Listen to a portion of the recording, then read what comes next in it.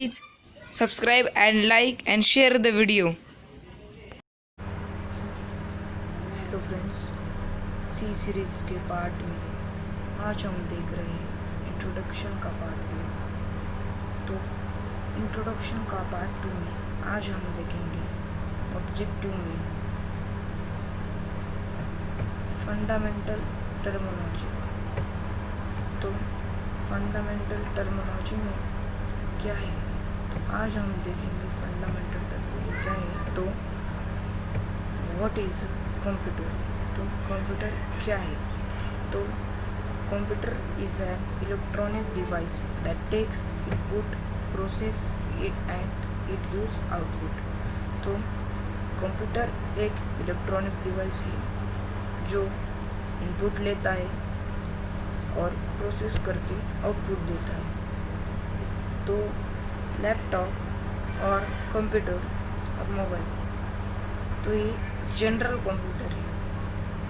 तो इन कंप्यूटर में हम गेम खेल सकते हैं, मूवी देख सकते हैं, गाने सुन सकते हैं। तो बहुत सारी चीज़ इन कंप्यूटर में कर सकते हैं। तो इन्हें जनरल कंप्यूटर बोला जाता है।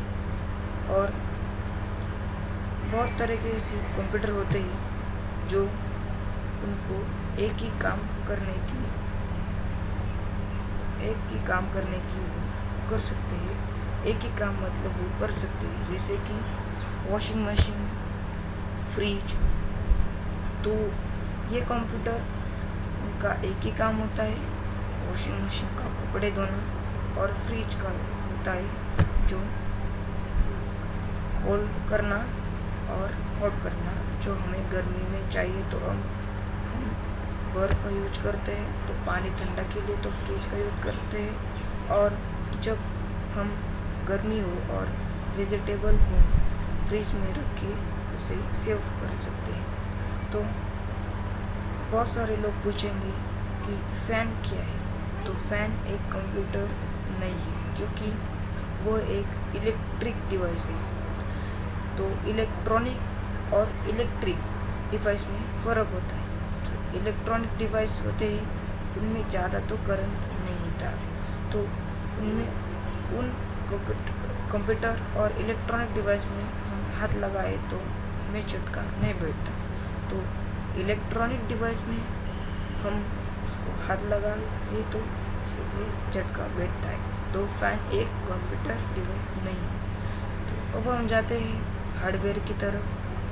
तो हार्डवेयर क्या है, तो हार्डवेयर एक कंप्रेसिव टर्म है। मतलब हम देखते हैं कि कंप्यूटर में बहुत सारी चीज़ें हैं, जो जैसे कि कीबोर्ड, माउस, प्रिंटर, स्कैनर, बहुत सारी।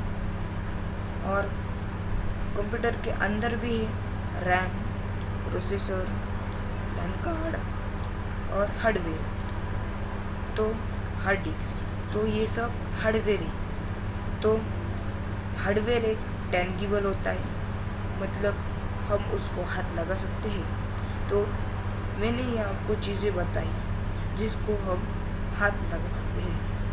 तो अब हम जाते हैं फाइल की तरफ। तो व्हाट इज़ फाइल, तो फाइल क्या है। तो फाइल एक डेटा बंडल है। मतलब फाइल एक डेटा बंडल है। तो आपको पता ही होगा, हमारे कंप्यूटर में ट्रैक 01 और 02 MP3 नाम की फाइल भी होती है। तो हम समझ जाते हैं कि वो सॉन्ग की फाइल है।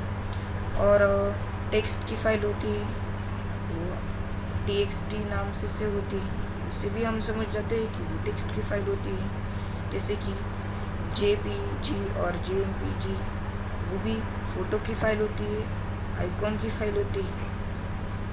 तो ज़्यादा से ज़्यादा हम समझ सकते हैं कि ऊपर नाम दिए गए ट्रैक 01 और JMP और TXT टेक्स्ट, वो किसकी फाइल है और किस नाम से सेव है और उसके अंदर क्या है। तो ऐसा मतलब है फाइल का। तो अब हम जाते हैं सॉफ्टवेयर की तरफ। तो सॉफ्टवेयर का मतलब क्या होता है, तो exe फाइल का मतलब होता है सॉफ्टवेयर। तो सॉफ्टवेयर में दो प्रकार होते हैं, जैसे कि एप्लीकेशन सॉफ्टवेयर और सिस्टम सॉफ्टवेयर। तो एप्लीकेशन सॉफ्टवेयर का मतलब होता है यूज़र, और सिस्टम सॉफ्टवेयर का मतलब होता है मशीन।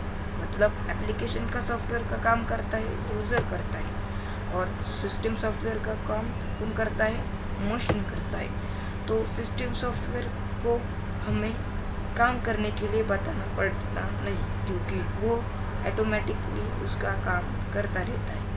और एप्लीकेशन सॉफ्टवेयर को हमें बताना पड़ता है, जैसे कि माइक्रोसॉफ्ट ऑफिस, कैलकुलेटर और बहुत सारी चीज़ें। मतलब एप्लीकेशन में यूज़र को काम करना पड़ता है और सिस्टम सॉफ्टवेयर में मशीन को काम करना पड़ता है। तो exe फाइल को मैंने बताया आपको, उसे फाइल सॉफ्टवेयर कहते हैं। सॉफ्टवेयर का मतलब आपको ध्यान में रखना पड़ेगा, exe फाइल को सॉफ्टवेयर कहते हैं। मैं आपको बता रहा हूँ, यह आपको सब समझना चाहिए, क्योंकि आगे जाके हमें कोडिंग करने के लिए ये बहुत यूज़फुल है, और हमें वो कोडिंग करने के लिए कोई भी डिफ़िकल्टी नहीं आएगी। तो अब हम जाते हैं प्रोसेस और प्रोग्राम। तो पहले हम देखेंगे प्रोग्राम। तो प्रोग्राम में क्या लिखा है, set of instruction is called programme. तो जैसे कि हम प्लानिंग करते हैं, जैसे कि हमें ट्रिप पे जाना है, तो हम कोई प्रोग्राम बनाते हैं।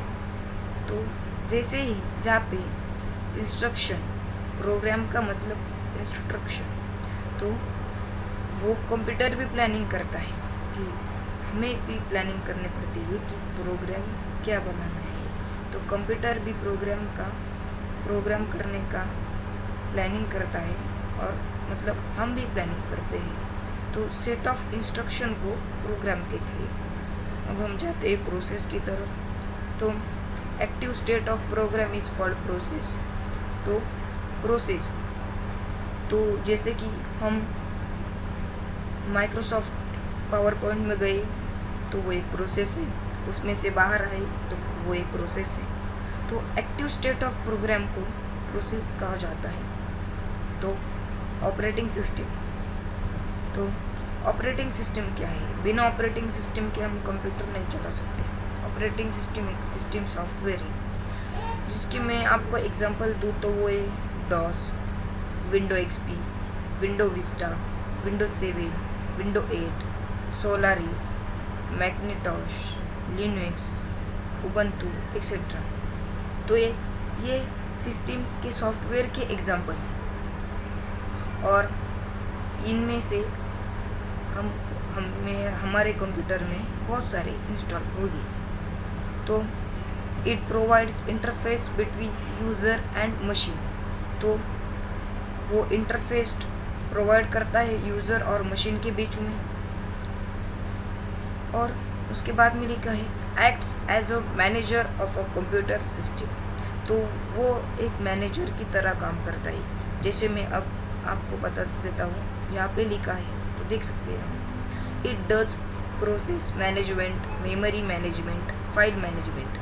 तो वह एक प्रोसेस की मैनेजमेंट करता है, मेमोरी की मैनेजमेंट करता है, और फाइल मैनेजमेंट का ध्यान रखता है। तो ये 3 ही, और बाकी के भी मैनेजमेंट मतलब उनका ध्यान रखता है।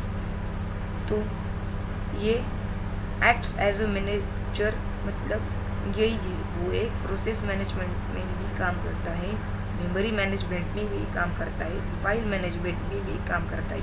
इसलिए उसे कहा गया है acts as a manager of the computer system. तो आज के वीडियो में हमने देखा कि what is a file, software के बारे में पढ़ा, प्रोग्राम एंड प्रोसेस के बारे में पढ़ा, ऑपरेटिंग सिस्टम के बारे में पढ़ा, ऑब्जेक्टिव फंडामेंटल टर्मोलॉजी में व्हाट इज़ कंप्यूटर के बारे में पढ़ा। तो आपको ये सब ध्यान में रखना पड़ेगा, क्योंकि अगली बार कोडिंग में हमें ये चीज़ें बहुत इम्पोर्टेंट है। तो आज की वीडियो आपको पसंद आई होगी तो सब्सक्राइब, लाइक, शेयर कीजिए और बेल नोटिफिकेशन आइकन को क्लिक करें, क्योंकि आपको वीडियो ज़्यादातर मिलते रहे। Thank you.